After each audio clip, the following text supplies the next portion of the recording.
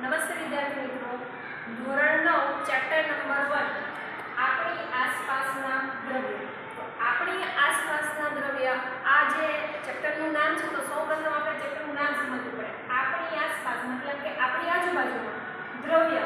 દ્રવ્ય મતલબ કે એક પ્રકારની વસ્તુ, એક પ્રકારના પદાર્થ. તો આપણી આજુબાજુમાં આપણને કેવા કેવા પ્રકારની કઈ પ્રકારની વસ્તુઓ પદાર્થો જોવા મળે છે? તો કે બેન્ચીસ છે, વર્ગખંડ છે, દીવાલ છે, નદી છે, પર્વત છે, પાણી છે. અલગ અલગ અનેક પ્રકારના વસ્તુઓ જે પદાર્થો જે છે આપણને જોવા મળે છે. તો વૈજ્ઞાનિક રીતે આપણે જોવું હોય, આ પદાર્થો આપણે જોવા મળે છે, વસ્તુઓ જોવા મળે છે, તો એને વૈજ્ઞાનિક રીતે આપણે કેવું હોય તો આપણે દ્રવ્ય નામ આપી શકીએ છીએ. તો દ્રવ્ય કોને કહેવાય? તો વૈજ્ઞાનિકોના મત મુજબ દ્રવ્ય આપણે એને કહી શકીએ કે જે વસ્તુ દળ તેમજ કદ ધરાવતી હોય તેને આપણે શું કહી શકીએ? તો કે દ્રવ્ય. તો સૌપ્રથમ આપણે દ્રવ્યની વ્યાખ્યા જોઈએ. તો વ્યાખ્યા એવી લખી શકીએ કે જે વસ્તુ દળ તેમજ કદ ધરાવતી હોય તો તેને દ્રવ્ય કહેવાય છે.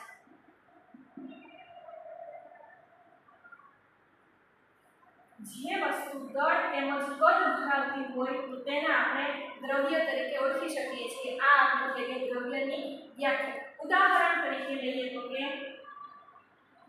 લાકડું. મારી પાસે આ લાકડાનું ડસ્ટર છે. તો આ લાકડું છે એને કોઈ ચોક્કસ દળ મતલબ કે વજન પણ છે, અને કદ મતલબ કે એની ઊંચાઈ પહોળાઈ આપણને અહીંયા જોવા મળે છે. મતલબ કે જે લાકડું છે એની પાસે દળ પણ છે અને એનું કદ પણ છે. મતલબ કે કોઈ પણ વસ્તુ હોય, કોઈ પણ પદાર્થ હોય, એ ચોક્કસ દળ તેમજ ચોક્કસ કદ ધરાવતો હોય તો તેને આપણે નિશ્ચિતપણે દ્રવ્ય તરીકે ઓળખી શકીએ છીએ. હવે મેં આપણે જોવા જઈએ તો કે દ્રવ્યની કેટલી અવસ્થા છે.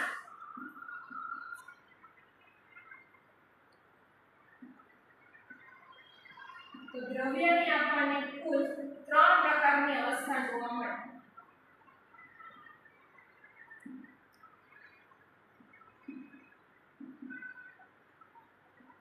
તો કે આપણી આજુબાજુ આપણે અગાઉ ચર્ચા કરી કે લાકડું, પાણી, દીવાલ, ઓક્સિજન, આ બધા અલગ અલગ પદાર્થો છે. તો એ પદાર્થોના આધારે આપણે દ્રવ્યને મુખ્ય 3 અવસ્થામાં વિભાજિત કરી શકીએ છીએ: ઘન, પ્રવાહી અને વાયુ. પહેલી અવસ્થા આવશે ઘન, બીજી પ્રવાહી અને ત્રીજી વાયુ. હેતુલક્ષી પ્રશ્ન આના ઉપરથી બની શકે કે દ્રવ્યની મૂળભૂત કેટલી અવસ્થાઓ હોય છે? તો કે 3. અને કઈ કે ઘન, પ્રવાહી અને વાયુ. ત્યાર પછી આપણે જોઈએ કે દ્રવ્યની અવસ્થાઓ છે એની ઓળખ આપણે કઈ રીતે કરી શકીએ કે આને ઘન જ કહેવાય, અને પ્રવાહી જ કહેવાય, અને આને વાયુ જ કહેવાય. તો સૌપ્રથમ આપણે ઘન અવસ્થાની ચર્ચા કરીએ. તો મેં અગાઉ ઉદાહરણ આપ્યું કે આ જે ડસ્ટર જે છે તો ડસ્ટર આપણે ઘન અવસ્થામાં મૂકી શકીએ. કેમ? કે ઘન અવસ્થાને કોઈ ચોક્કસ પ્રકારનું કદ તેમજ એનો આકાર હોય છે. તો આપણે ઘન અવસ્થામાં પહેલો મુદ્દો લખી શકીએ કે તે ચોક્કસ કદ તેમજ આકાર ધરાવે છે. એ જ પ્રમાણે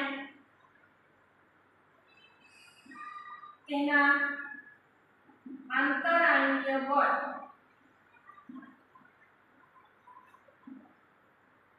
ખૂબ જ મજબૂતાઈથી આકર્ષણ ધરાવે છે.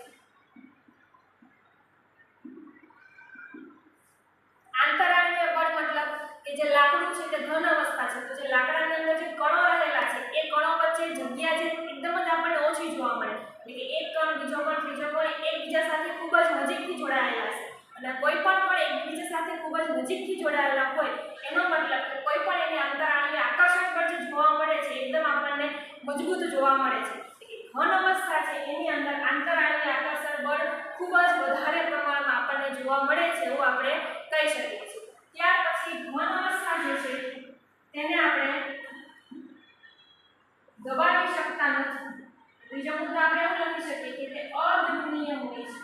અધ્રુવીય મતલબ કે એને આપણે આપણે દબાવી શકતા નથી. મારી પાસે આ લાકડાનું ડસ્ટર છે એને હું દબાવવાની કોશિશ કરીશ તો એના આકાર કદમાં સહેજ પણ પ્રકારનો આપણને ફેરફાર જોવા મળશે નહીં. મતલબ